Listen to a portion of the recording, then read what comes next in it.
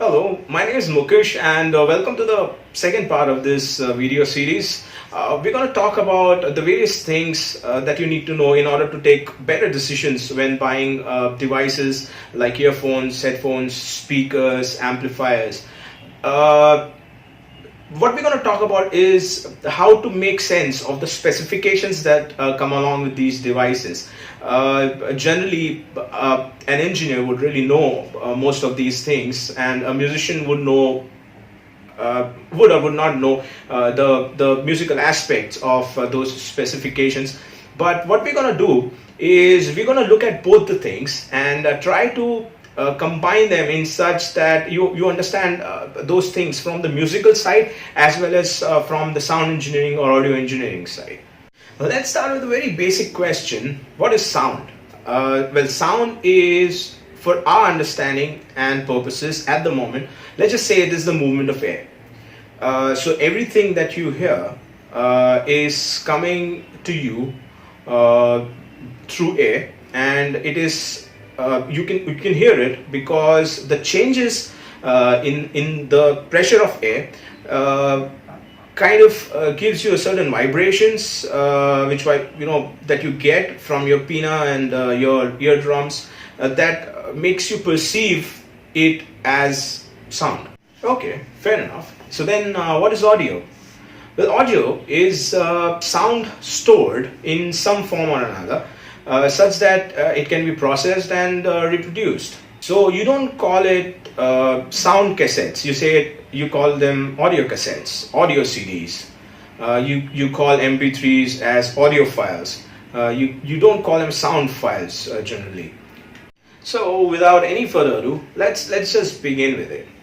Let's start with a simple example of a speaker.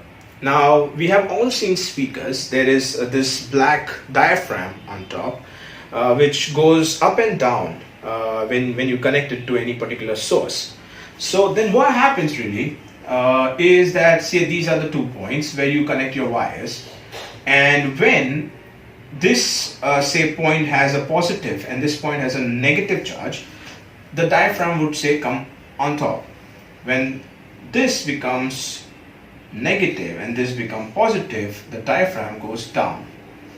So in a way, what we would say is that when you see the diaphragm coming up, going down, and then coming back to its original position, that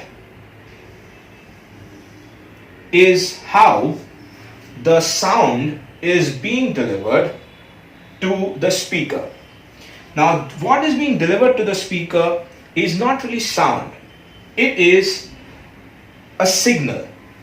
So if this is an audio signal, basically at this point the polarity which is the plus and minus is plus here and minus here, and when it is here it is minus here and plus here. So the diaphragm has moved up and the diaphragm has moved down and then finally come back to its original position.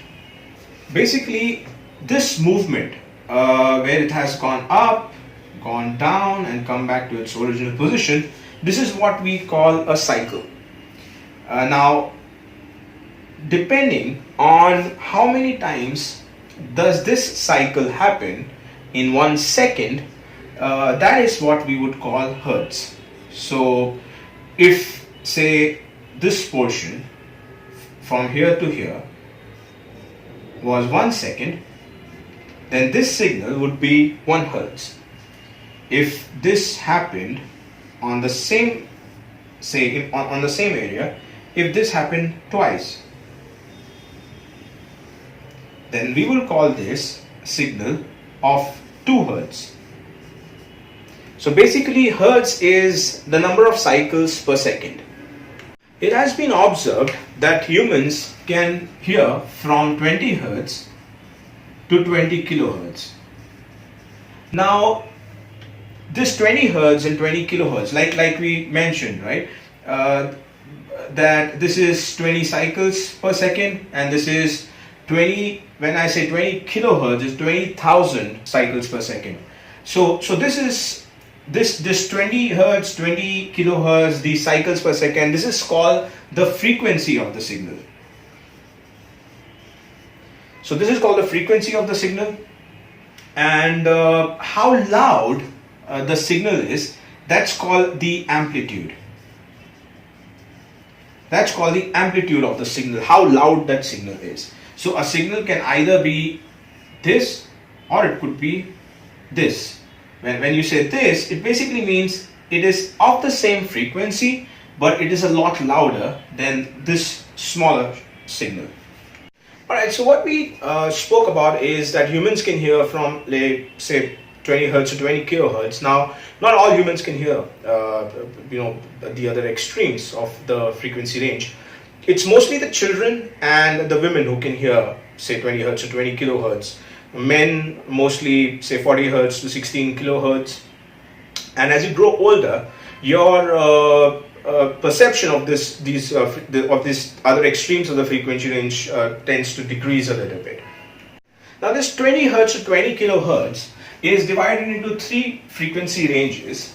The low frequency range, also called as the base, that is roughly from 20 hertz to 250 hertz.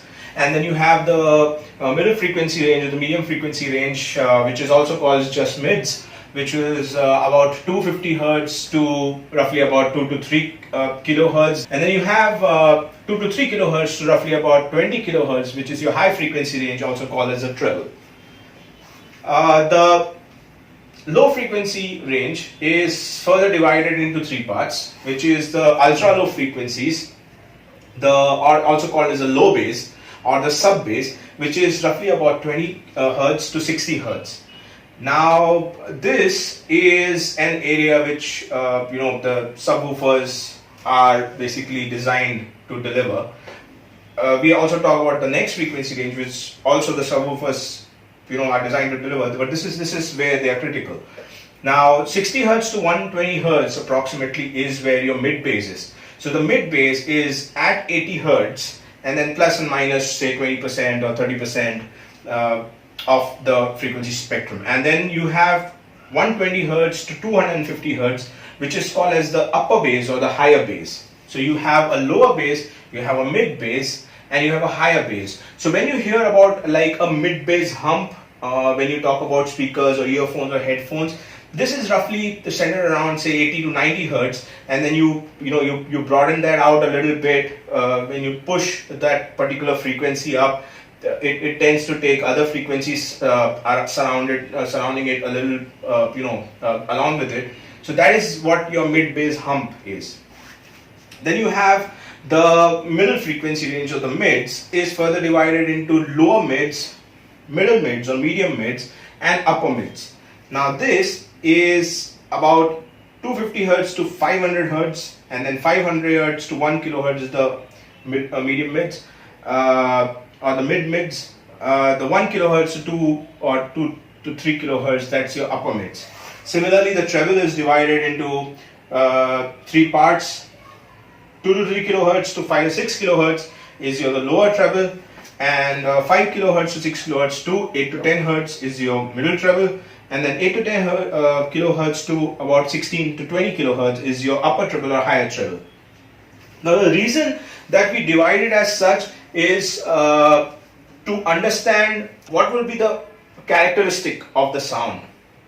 So when somebody tells you that this particular speaker or headphone has a mid bass hump, what that tells you is that it will have that impactful or a very, a thumping kind of a bass response.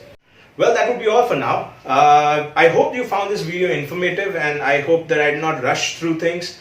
So if there are things that you did not understand, if there is any part that you want me to elaborate on, I could create another video, put it into the series.